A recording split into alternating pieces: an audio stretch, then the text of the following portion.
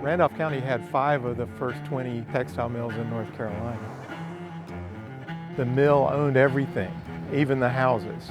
So when the mill went into bankruptcy in 1978, people just didn't know what to do. A couple of residents got together and said, you know, we should have an opportunity for kids to ride their bikes or walk with their families and be safe. Building the trail is the easy part. Getting permission to build the trail is the hard part.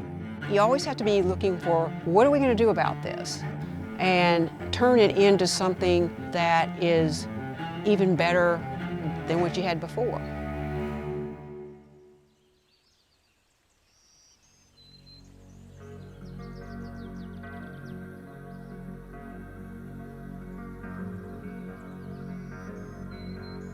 Mill villages are a strange sort of municipal creature in North Carolina because all of them pretty much started as a one industry town.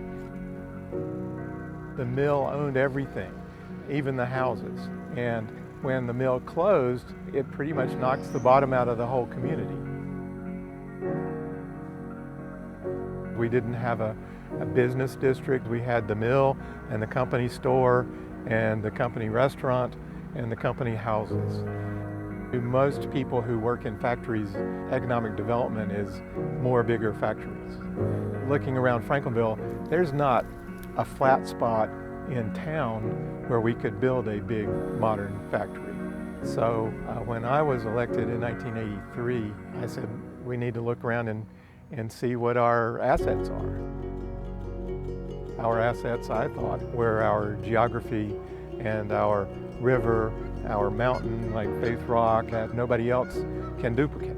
The big problem with that was trying to convince people that tourism was economic development.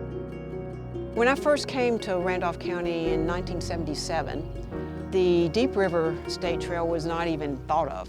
And then when the railroad started shutting down certain lines, that became an opportunity. What should we put instead? And hey, we have a railroad, why not make it into a rail trail? It's very important to be forward-thinking and say, what could this be? What is the potential of all this? How can we make something big come of it?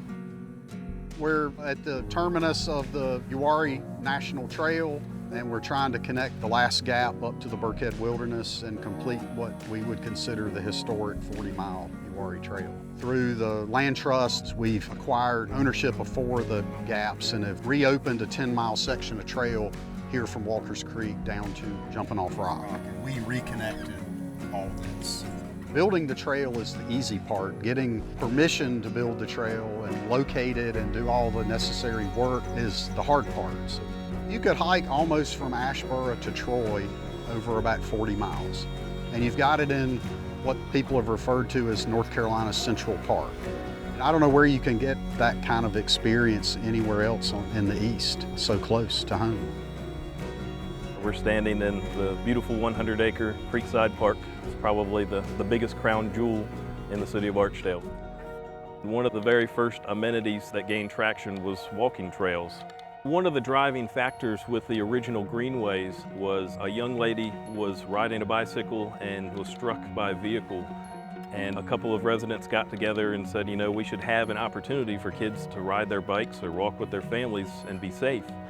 And those residents worked together. They held all kinds of bake sales and sold hot dogs and originally funded some of the first segments of Greenway that we did. And everything has expanded from what they started. Park Run is actually an international 5K event that happens every Saturday across the world. When Archdale's Park Run started, it was the second one in the entire state of North Carolina. Folks come every single week, and just about every week we have visitors from out of town, out of state, and here in Archdale many times from out of the country. I think people were meant to be in nature, and we've forgotten our need for the outdoors. I think during the pandemic, people rediscovered the outdoors. That it's a safe place and it's a fun place for family and friends to gather. There's so much going on in our lives, and we need a break.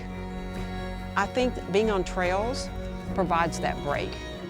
I grew up in the mountains, and now I live in the Piedmont. And a lot of people say, you gotta go to the mountains if you want to go hiking. And that's just not the case. We have a real gem here in Randolph County.